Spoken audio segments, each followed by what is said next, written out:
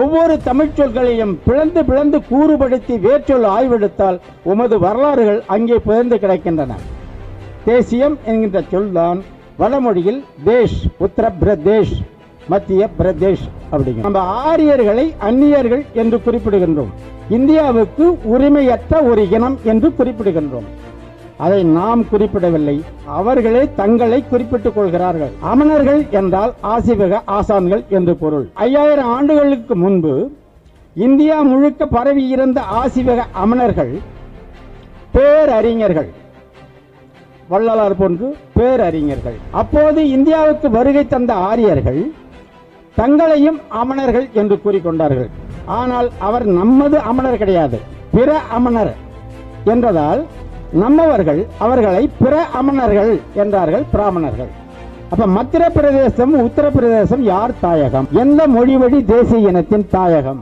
அது பார்ப்பனருடைய தாயகமாக இருந்தால் அவர்கள் எங்களது தாயகம் என்று சொல்லலாம். மத்திய தேஷ் அப்படின்னு சொல்லலாம், உத்தர தேஷ் அப்படின்னு சொல்லலாம்.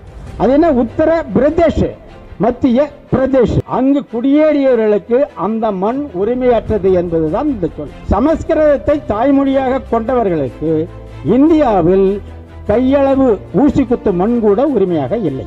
யார் இந்த மண்ணுக்கு சொந்தக்காரர்கள் என்று நீங்கள் சான்றளித்தால் இப்போது யாரை வெளியே ஏற்ற வேண்டும்?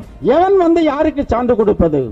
பிரதேசத்தில் இருந்தவன் வந்தவனதான் பிரதேஷ் என்றோம், பிரதேசத்தான் பரிதேசி என்றோம். அப்ப எச் ராஜா ஒரு பரிதேசி, மோடி ஒரு பரிதேசி, அமித்ஷா ஒரு பரிதேசி, பிரதேசத்தவர்கள் என்று சொன்னேன். இதை அவர்கள் சொன்னதுதான், நான் சொல்லவில்லை. பிற அமணர்கள் என்று அவர்தான் சொல்லிக் கொண்டார்கள். நாங்கள் வேறு அமணர்கள் என்றார்கள், பிரதேசிகள் என்றார்கள். நாங்கள் வேற தேசத்தவர்கள் என்று அவர்களை கூறிக்கொண்டார்கள், நாங்கள் சொல்லவில்லை. அப்ப வெளியிலிருந்து வந்த பரிதேசிக்கெல்லாம் எனக்கு குடியுரிமை கொடுக்கிறவனா? இந்த ஆசிவகம் பரவிய நிலப்பரப்பு தான் ஆசியா. அப்ப பிற மொழி இனத்தவர்கள் சிந்துவெளிக்கு இந்த பக்கம் இருந்த மக்களை, அதாவது பாரசீகர்கள், சிந்தியர்கள் என்று அறிமுகப்படுத்தினர். அந்த சிந்தியர்கள் தான் பிற்காலத்தில் இந்தியர்கள் என்று மாறியது. சிந்து நாகரிகம்தான் இந்து நாகரிகம் ஆனது. இப்பொழுது தெரியும், இந்தியா முழுக்க பரவிய மக்கள் தமிழர்கள். இதற்கு சான்று இன்னும் வட மாநில பகுதிகளில் நீங்கள் சென்றால் ஜெய்ப்பூர், வெற்றியூர், ஸ்ரீநகர், திருநகர், நகர் என்றும் ஊர் என்றும், ஊர் என்பது பூர் என்றும் மருவி அது இல்லாத மாநிலங்களே இல்லை. இந்த சொற்கள் விரவி கிடைக்கின்றன. மொழி மாற்றமடைந்தாலும் நமது வேர்ச்சொல் அங்கே இருக்கிறது. இப்போது நமக்கு தமிழ் வரலாற்றையும் தமிழ் மொழி சொற்களையும் ஆய்வு செய்வதற்கு நமக்கு கிடைத்த பேராசான் தேவனைய பாவாணர். அவர் நமக்கு கொடுத்து சென்ற பெரு ஆயுதம் வேர்ச்சொல் ஆயுதம். ஒவ்வொரு தமிழ் சொற்களையும் பிளந்து பிளந்து கூறுபடுத்தி வேர்ச்சொல் ஆய்வெடுத்தால் உமது வரலாறுகள் அங்கே புதைந்து கிடக்கின்றன. ஆக சிந்தியர்கள் என்பதுதான் இந்தியர்கள் ஆனது.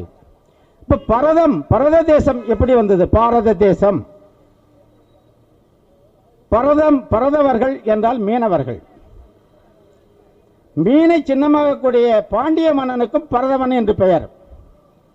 அப்போது சேர நாடு சோழ நாடு இல்லை. பாண்டிய அரசுதான் இமயம் வரை ஆளப்பட்டு இருந்தது. இந்த பரதவர்கள் ஆண்ட நிலப்பரப்பே பாரதம். அப்ப இந்த பாரதத்தில் ஆரிய வருகைக்கு பின்பு அம்மொழி கலப்பினால் தமிழ் மொழியும் ஆரிய மொழியும் கலந்து பல்வேறு மொழிவழி தேசிய இனக்குழுக்கள் உருவாகின்றன. அந்த மொழிவழி தேசிய இனங்கள் 500க்கும் மேற்பட்ட மொழிகள் உருவாகுகின்றன. அதிலே 50க்கும் மேற்பட்ட மொழிவழி தேசிய இனங்கள் இன்னைக்கு மத்திய அரசால் அங்கீகரிக்கப்பட்டது 30 மொழிவழி தேசிய மாநிலங்களும் 7 யூனியன் பிரதேசங்களும் இருக்கின்றன. இப்பொழுது அவர்கள் தமிழர்களிலிருந்து நாகர்கள் பிறமொழி கலப்பால் ஒவ்வொரு மொழிவழி தேசிய இன மக்களாக மாறிவிட்டார்கள். இப்போ அவர்களுக்கென்று தாயகம் இருக்கிறது. தமிழருக்கு மொழி தமிழ், தாயகம் தமிழகம். கன்னடருக்கு மொழி கன்னடம், தாயகம் கன்னடம். தெலுங்கருக்கு மொழி தெலுங்கு, தாயகம் தெலுங்கானா. மலையாளிக்கு மொழி மலையாளம், தாயகம் மலையாளம். இப்படியே மராத்தி, வங்காளி, ஒரியா, ராஜஸ்தானி, காஷ்மீரி, பீகாரி, குஜராத்தி எல்லாமே மொழி வழி அடிப்படையில் தேசியங்களும் மொழியும் இருக்கின்றன. அப்ப இந்தியாவில் உள்ள மாநிலங்களில் எந்த மாநிலம் மொழி வழி அடிப்படையில் தேசிய இனம் அமையாத ஒரு மாநிலம்? உத்தரப்பிரதேசம், மத்திய பிரதேசம். இந்த இரண்டு மாநிலங்களுக்கும் மொழி வழி தேசிய அடையாளங்கள் இல்லை. பிரதேசம், உத்தரப்பிரதேசம் மேன்மையான பகுதி, மத்திய பிரதேசம் நடுவில் இருக்கிற பகுதி. இப்ப தேசம் என்ற சொல்லை எங்கிருந்து வருகிறது என்றால், தமிழர் பண்பாட்டில் வணிக குடியில் பிறந்த செல்வ சிறப்புள்ள இடத்திலிருந்து ஒரு பெண்ணை கொடுக்கும் பொழுது தாய் வீட்டிலிருந்து பெண்ணுக்கு ஒரு தற்காப்பு பொருளாக வாழ்வில் சிக்கல் ஏற்படும் போது அவர்களுக்கு உதவட்டுமே என்று காசு அளிப்பார்கள். காசு என்றால் 1/4 பவுன் காசு. அதை தான் இன்னைக்கு அம்மா மட்டங்கிறங்க முறையில் கட்டுறோம். அப்படி அந்த தாய் வீட்டிலேருந்து கொடுக்கும்போது வசதி உள்ள பொண்ணு வேலை செய்ய வேண்டிய அவசியம் இல்லை. கணவன் வெளிநாடு வணிகத்துக்கு போயிடுவான். வீட்டில் இருக்கிற நேரத்தில் அந்த பெண்ணு ஓய்வாக இருக்கும்போது அவங்களுக்கு இந்த போர் அடிக்கக்கூடாது அப்படிங்கிறதுக்காக, விளையாடுறதுக்காக ஒரு கட்டை கொடுத்து அனுப்புவாங்க. அந்த கட்டைக்கு பேர் தாயக்கட்டை. அப்போ தாய் வீட்டிலிருந்து அனுப்பும் பொருளுக்கு தாயம் என்று பொருள். தாயம் தாயகம், தாயகம் தாய் வீடு, அந்த பெண் பிறந்த வீடு. இப்போ நமக்கு தாயகம் என்றால் நாம் பிறந்த மண். அந்த தாயம் என்ற சொல்லே தேயமானது. தேயம் என்ற சொல்லே வடமொழியில் தேஷ் ஆனது. அப்படிதான் உத்தரப்பிரதேஷ், நம்ம தேயம் தேசியம் என்கின்ற சொல்தான் வடமொழியில் தேஷ், உத்தரப்பிரதேஷ், மத்திய பிரதேஷ் அப்படிங்கிறோம். இப்போ நம்ம ஆரியர்களை அந்நியர்கள் என்று குறிப்பிடுகின்றோம். இந்தியாவுக்கு உரிமையற்ற ஒரு இனம் என்று குறிப்பிடுகின்றோம். அதை நாம் குறிப்பிடவில்லை, அவர்களே தங்களை குறிப்பிட்டுக் கொள்கிறார்கள். அதற்கு சான்று வேர்ச்சொல் ஆய்வுதான். நம்மகிட்ட இருந்த முன்னோர்கள் ஆசீவிக கோட்பாட்டாளர்கள் என்று கூறினேன். அந்த ஆசீவத்துக்கு சமணம், அமணம் என்று 2 பொருள் உண்டு, பெயர் உண்டு. அமணர்கள் என்றால் ஆசீவக ஆசான்கள் என்று பொருள். 5000 ஆண்டுகளுக்கு முன்பு இந்தியா முழுக்க பரவி இருந்த ஆசீவக அமணர்கள் பேரறிஞர்கள், வள்ளலார் போன்று பேரறிஞர்கள். அந்த பெருநிலையில் இருந்தவர்களை அமணர்கள் என்று சொன்னோம். அப்போது இந்தியாவுக்கு வருகை தந்த ஆரியர்கள் தங்களையும் அமணர்கள் என்று கூறிக்கொண்டார்கள். நாங்களும் உயர்வானவர்கள், அமணர்கள் என்று கூறிக்கொண்டார்கள்.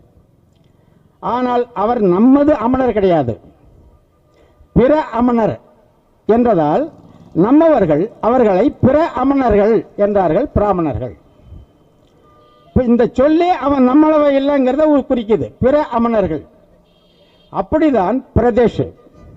இப்ப தமிழர் தாயகம் என்பதை நம் தாயகம் அப்படிங்கிறோம். தெலுங்கானாவை தெலுங்கர் தாயகம்ங்கிறாங்க. அப்ப மத்திய பிரதேசம், உத்தரப்பிரதேசம் யார் தாயகம்? எந்த மொழி வழி தேசிய இனத்தின் தாயகம்? அது பார்ப்பனருடைய தாயகமாக இருந்தால் அவர்கள் எங்களது தாயகம் என்று சொல்லலாம். மத்திய தேஷ் அப்படின்னு சொல்லலாம், உத்தர தேஷ் அப்படின்னு சொல்லலாம். அது என்ன? உத்தர பிரதேஷ், மத்திய பிரதேஷ். அங்கு குடியேறியவர்களுக்கு அந்த மண் உரிமையற்றது என்பதுதான் இந்த சொல். அது பிரதேஷ், அவங்களுடைய தாயகம் அல்ல. அப்ப சமஸ்கிருதத்தை தாய்மொழியாக கொண்டவர்களுக்கு இந்தியாவில் கையளவு ஊசி குத்து மண் கூட உரிமையாக இல்லை. இதுதான் உண்மை, வரலாற்று உண்மை. அப்போ உத்தரப்பிரதேசமும் மத்திய பிரதேசமும் கூட அவர்களுடைய தாயகம் இல்லை.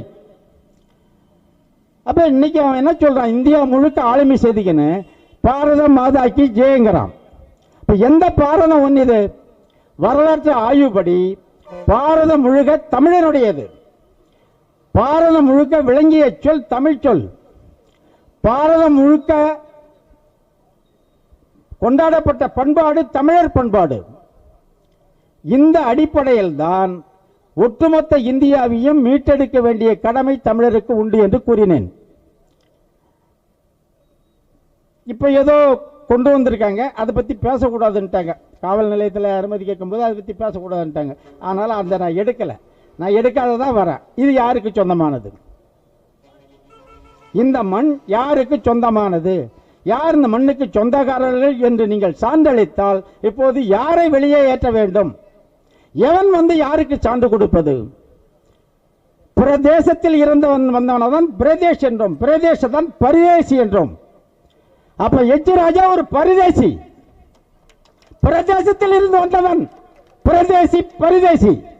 மோடி ஒரு பரிதேசி, அமித்ஷா ஒரு பரிதேசி, பிரதேசத்தவர்கள் என்று சொன்னேன். இதை அவர்கள் சொன்னதுதான், நான் சொல்லவில்லை. பிற அமணர்கள் என்று அவர்தான் சொல்லிக் கொண்டார்கள். நாங்கள் அமணர் என்று சொல்லவில்லை, பிற அமணர்கள், நாங்கள் வேறு அமணர்கள் என்றார்கள்.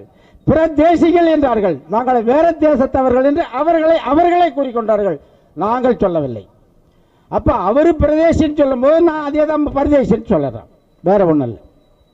அப்ப வெளியில இருந்து வந்த பரிதேசிக்கெல்லாம் எனக்கு குடியுரிமை கொடுக்கிறவனா? என் பாட்டன், என் அப்பன் ஆறுமுகம், என் பாட்டன் நாராயணசாமி, என் பூட்டன் முத்தையன், என் ஓட்டன் முத்தையன், என் ஓட்டன் சித்தாங்காத்தான், என் பரன் முருகவாத்தி, பரனுடைய அப்பன் 7 தலைமுறை சொல்லிட்டான், அவனுடைய அப்பன் பெரிய தம்பி, அவனுடைய அப்பன் உளியன், அவனுடைய அப்பன் பட்டாணி, அவனுடைய அப்பன் பெரிய காத்தி, அவனுடைய அப்பன் மானமுட்டி. மானமுட்டி தான் மானடி குப்பம் ஊரை வந்து தங்கி துவக்கணுமா. மானமுட்டி குப்பம், மாண்டிப்பம், மானடி குப்பம். அவனுக்கு அப்பா வரதன். 14 தலைமுறையை நான் சொல்லிட்டேன்டா. எச் ராஜா உன் தலைமுறை சொல்றான், 3 தலைமுறை உன் பாட்டம் பேர சொல்றான். யாருடா வந்து நீ கேட்கற? நீ யாரு இந்த மண்ணுக்கு சொந்தக்காரங்கிற அடையாளத்தை யாருகிட்ட கேட்கற? என்னுடைய வரலாற்றை என்னால 7 தலைமுறை, 14 தலைமுறை, 21 தலைமுறை என்னால் உரைக்க முடியும். நான் என் மண் சார்ந்தவன்.